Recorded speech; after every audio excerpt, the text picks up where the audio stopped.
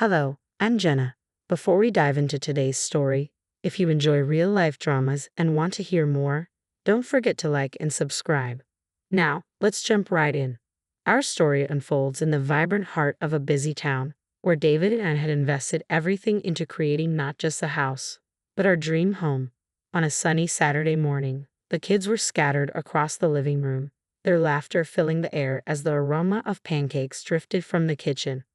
David, could you lend me a hand with the syrup? I called out while flipping the final pancake. David entered with a warm smile, saying, Absolutely, love. You've really outdone yourself with breakfast this time. As we gathered around the table, the morning sun bathed the kitchen counter, illuminating the faces of our four wonderful kids. Our home was a true sanctuary, each room reflecting our journey together. From the hand-painted murals in the kids' rooms to the cozy reading nook by the fireplace where David and I often relaxed, every detail was imbued with love and care. Later that day, while the kids were playing outside, my phone rang. It was Samantha, my sister-in-law, and her voice trembled with distress. Hey Jenna, I'm in a tough spot. After the divorce, we got the house and the kids, and I'm left with nowhere to go. My heart ached for her. Samantha and her children had already endured so much. I'm so sorry to hear that, Sam. Why don't you and the kids come over tonight? We can talk it through and figure something out. Thanks, Jenna. I really appreciate it, Samantha said, her voice carrying a hint of hope. That evening, as David and I readied the guest room, I couldn't shake my worry. Samantha's predicament was serious, and while I knew we needed to help, I couldn't ignore the nagging concerns about what this might mean for us. When they arrived, the house buzzed with energy as the kids eagerly greeted their cousins, filling the space with joyful noise and chaos. Samantha, though visibly exhausted, managed a weary smile. It's so good to see you all. Thank you for having us. Of course, Sam. Let's sit down after dinner and sort everything out, David said, guiding everyone into the dining room. The meal was filled with light conversation, though the underlying tension was unmistakable. After the kids settled in with a movie, the adults gathered in the living room. Samantha took a deep breath, preparing to share her burdens. I don't know how to say this, but I need more than just a temporary place to stay. The kids and I need a home, Samantha said, her voice heavy with desperation. Her words lingered in the air, carrying a weight of urgency. David gently squeezed my hand under the blanket, his eyes reflecting concern. We knew our home was a cherished sanctuary, but it was hard to turn away family in need. We'll find a solution, Sam. For now, you and the kids can stay in the playroom and guest room as long as you need, I said, hoping to offer some solace. Samantha's face fell, her disappointment evident. I was hoping you might consider something more permanent. David and I exchanged a meaningful look, the weight of Samantha's request settling heavily between us. Our home had been carefully crafted for our children's future, every detail meticulously planned and built with them in mind. Let's discuss this with everyone and see if there's a way to help without disrupting our plans too much, David suggested, his peacemaking nature evident. Samantha nodded in agreement, though her eyes betrayed her anxiety about the uncertain future. As they departed later that night, the house felt unusually cold, the silence punctuated by the echo of looming decisions.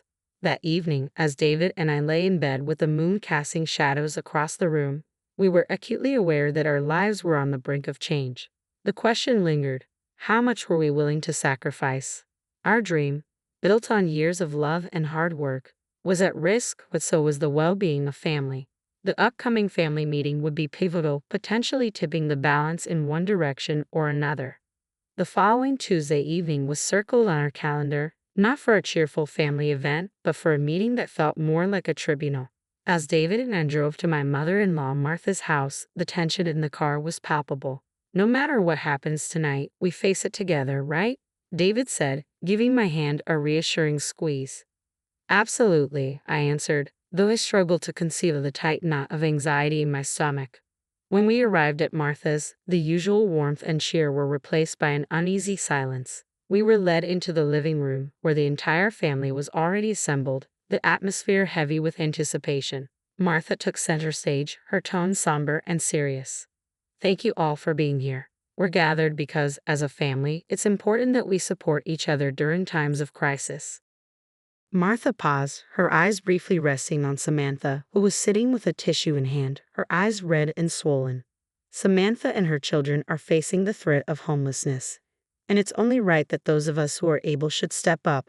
Martha continued, her gaze fixed firmly on David and me. I felt David's hand tighten around mine beneath the table. Martha, we understand the gravity of the situation and we empathize, David said, his voice calm and measured. We've already extended an offer for Samantha to stay in our playroom and guest room on a temporary basis. Martha's lips pressed into a tight line. That's a good start, but it doesn't fully address the issue. Jenna, David, your home is quite spacious, much more than you actually need. It would make sense for Samantha and her children to move into your place. You could easily find a new location to build another home. I was taken aback by her boldness. Martha, our home isn't merely a structure. It represents the foundation for our children's future. Every part of it holds love and cherished memories. We can't just give it up and start anew. I replied, my voice thick with emotion. But think about the kids, Samantha added, her voice trembling. Where will my children go if not with family? The room erupted into a flurry of opinions, with some relatives nodding in agreement with Samantha while others shifted uncomfortably, avoiding eye contact. David rose to his feet, his commanding presence quieting the room. This isn't just about bricks and mortar, it's about our children's stability. We've invested so much into building our home, not just for ourselves, but as a legacy for our kids. We cannot and will not jeopardize their sense of security. Our offer remains. Samantha can stay with us temporarily, but our home is not up for negotiation. Martha's expression hardened with frustration. David, sometimes sacrifices are necessary for the greater good of the family. Offering temporary refuge is our way of making those sacrifices. I firmly stated, asking us to give up our home isn't a sacrifice, it's an imposition. The room's tension reached a boiling point as Martha leaned forward. You're being selfish. Think about your nieces and nephews. David's resolve remained unshaken. Being a good uncle doesn't mean giving away our children's home. We need to find a better solution. The meeting ended with no resolution, leaving the family divide deeper than before. As David and I walked to our car, the weight of the evening's accusations was heavy between us. Yet amidst the tension, we felt a strong sense of pride in our unity and determination. We had stood our ground, not just for the physical structure of our home, but for the sanctuary it represented for our family. As we drove back home, the lights of our house greeted us warmly in the darkness. It was more than just a building. It was a testament to our love and commitment, a home we were determined to protect, no matter the pressure from those who were meant to support us the most. The days after the family meeting were among the toughest we'd ever face. The phone rang incessantly, each call bringing another family member's blame or plea for us to reconsider. Our decision had triggered a wave of tension that spread through the family like wildfire. Text messages accumulated, each one more pleading or accusatory than the last. You're turning your back on family in their time of need, one message read. Another was more direct. How can you be so cold? The barrage was unrelenting, and with every message, the sanctuary that our home had always provided seemed to shrink under the weight of the family's disapproval. The impact of the situation extended beyond David and me. It started to affect our kids as well. One day, our oldest, Ella, came home from school with a puzzled expression. Mom, why did Aunt Carol say we have too many rooms and should share with Cousin Lily? She asked, clearly struggling to make sense of the adult conversations she had overheard. I knelt down and gently took her hands in mine. Sometimes adults think that sharing is the solution to problems, sweetie, but Dad and I believe that it's important for our home to remain stable and safe for you and your siblings, I explained, hoping to shield her from the ongoing family drama.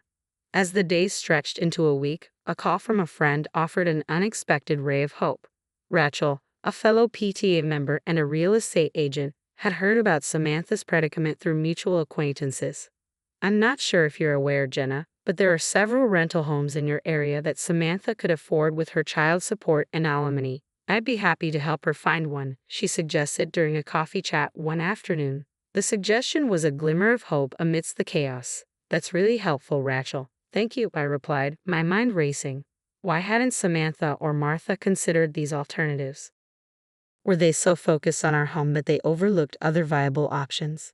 Fueled by this new information, David and I decided to investigate further. A few discreet calls confirmed Rachel's claims. There were indeed suitable rental properties available that would allow Samantha to live independently without displacing anyone. This revelation was a mixed blessing. On one hand, it provided a potential way out of the constant pressure. On the other, it reinforced the suspicion that Martha and Samantha's emotional appeals might have been more about convenience than genuine need. With this knowledge in hand, we prepared for the upcoming family gathering, a birthday party for David's cousin. We anticipated a charged atmosphere but felt reassured knowing we had a solid alternative solution to present. As we arrived at the party, the cold reception was unmistakable. Whispers hushed as we passed by, and some family members visibly turned away. The divide was evident, those who supported our decision to safeguard our home versus those who had been swayed by Martha's portrayal of our supposed selfishness. Amid the forced smiles and awkward silences, David squeezed my hand. "No matter what, we have the truth on our side," he whispered, bolstering my resolve to face the family. We were prepared to share what we had discovered and hopeful to bridge the gaps, not through sacrifice, but by fostering understanding and respecting each family member's autonomy. The pivotal moment arrived unexpectedly, a revelation that shifted the course of our family dilemma. One quiet evening, while sifting through our usual influx of emails, I noticed a new listing in a local community bulletin. It was an advertisement for a reasonably priced 4-bedroom rental house, well within Samantha's budget. This discovery was the breakthrough we needed to counter the claim that there were no other viable options for her. Armed with this information, David and I realized it was time to address the family with concrete facts rather than emotions. We decided to present our findings at Grander Ralph's upcoming anniversary celebration, where the entire family would be gathered. It would be our opportunity to clarify the situation and, hopefully, repair some of the rifts that had developed. On the day of the anniversary, the family atmosphere was thick with unspoken tensions as everyone arrived. Despite the festive decorations and the celebratory mood, the recent conflicts lingered in the air. After the meal, as the laughter subsided and conversations grew more personal, David and I sensed that it was our chance to address the issue. I stood up and cleared my throat, drawing the room's attention. "I want to thank everyone for coming together today. We need to address an important matter: Samantha's housing situation." The room fell silent, all eyes focusing on us. We all want what's best for Samantha and her kids. Recently, we discovered several affordable housing options that hadn't been considered. David passed around a tablet displaying the rental listings, which circulated through the family. Each member stopped to review the details, which clearly showed that Samantha had viable alternatives to moving into our home. "Why wasn't this mentioned earlier?" Uncle Joe asked, directing his question at Samantha, who looked visibly surprised. I didn't know these options were available," Samantha replied, her voice faltering. David took the floor, his tone both firm and empathetic. "It's evident that there are other solutions we haven't fully explored. We need to investigate these options thoroughly." The challenge to the prevailing narrative was clear as family members absorbed the new information. The earlier accusations against us started to lose their impact. I added, "We've been painted as unsympathetic, but that was never our intention. We offered temporary shelter, and now we're presenting a long-term solution that doesn't disrupt our children's lives." Martha, clearly uncomfortable, finally spoke up. "I suppose we may have jumped to conclusions. It's important that we make decisions based on complete information." I responded, aiming to bridge the gap created by earlier demands. The focus of the conversation shifted from blame to finding solutions. Family members began discussing how they could help Samantha move into one of the listed homes. The tension that had clouded the gathering started to dissolve, replaced by a more cooperative atmosphere. As the party came to a close, a sense of collective relief emerged. Apologies and constructive suggestions flowed, particularly from those who had been most critical. Before leaving, Martha approached us with a softer expression. "I'm sorry for the pressure we put on you. It seems there were better options all along." Driving home, David and I felt a profound sense of relief. Our decision not only safeguarded our home but also helped steer the family towards a more supportive and understanding dynamic. The house, once a battleground, was again a sanctuary. As we tucked our kids into bed that night, the peace we felt was all the sweeter for the trials we had faced. In the weeks following Grandma Ruth's anniversary party, the family dynamic shifted subtly yet significantly. The fallout from the revelation of alternative housing options had cooled the intense demands and sparked a realization among those who had been quickest to judge. Martha, in particular, faced the uncomfortable truth that her actions had been based more on assumptions than on facts. At family gatherings, she often kept to herself or offered conciliatory gestures toward David and me, her discomfort evident. Support came from unexpected places. Aunt Mary and Uncle Joe, who had been quiet throughout the ordeal, reached out to commend David and me for how we managed the situation. "Jenna, you really showed us what it means to stand firm with grace," Aunt Mary said one afternoon. Their newfound support was a welcome relief, soothing some of the wounds left by the conflict. Meanwhile, Samantha found a suitable home from the listings Rachel had provided and moved in with her children soon after. The community rallied around her, helping her settle in and transforming what could have been a lingering issue into a powerful example of communal support and cooperation. At home, the sense of peace was almost tangible.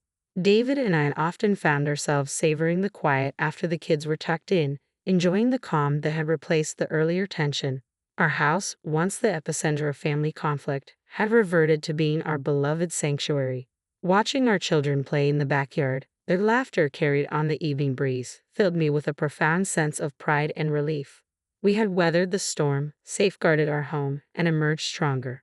Our home was no longer just a physical space but a symbol of our love, resilience, and the importance of standing up for what's right, even when it means standing against family.